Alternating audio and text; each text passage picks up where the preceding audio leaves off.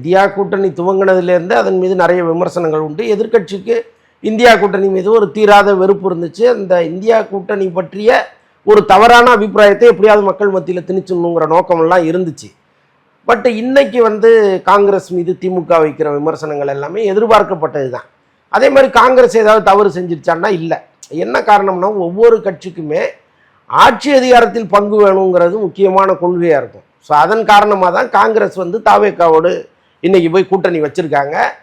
திமுகவில் கூட்டணி வச்சு வென்று அவங்க தாவேக்காவோடு இணைந்தது தான் பெரிய பிரச்சனையாக மாறி இருக்கு. ஒருவேளை தேர்தலுக்கு முன்னாடியே இவங்க அணி மாறி இருந்தாங்கன்னா இவ்வளோ பெரிய சர்ச்சை வரப்போகிறதில்ல.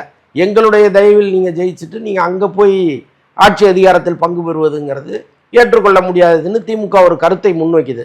பட் என்ன இருந்தாலும் காங்கிரஸ் ஒரு 50 வருஷம் கழித்து ஒரு கூட்டணியில் அமைச்சரவையில் போய் சேர்றதுங்கிறது அவங்களுக்கு ஒரு பெரிய கனவு தானே.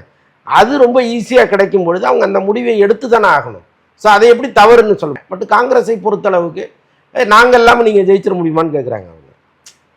நாங்களும் இங்கே ஒரு கணிசமான ஓட்டு வங்கி வச்சுருக்கோம், எங்களுடைய வாக்குகளும் உங்களுக்கு இருக்குல்ல. இப்போ நீங்கள் ராஜினாமா பண்ணிவிட்டு தனித்து நில்லுங்க, முடிஞ்சால் ஜெயிங்கன்னு நீங்கள் சொல்கிறீங்கல்ல. திமுக தனித்து நின்று ஜெயிச்சு பாருங்களேன் அப்படின்னு அவங்க திருப்பி கேட்குறாங்க. ஸோ அதற்கு இங்கேருந்து பதில் இல்லை. ஸோ அதனால் ஒரு கூட்டணி முறியும் போது வழக்கமாக என்னெல்லாம் இங்கே வார்த்தை போர் நடக்குமோ அதுதான் நடந்துகிட்டு இருக்கு. அது அவ்வளோ சீரியஸாக எடுத்துக்க வேண்டிய அவசியம் இல்லை.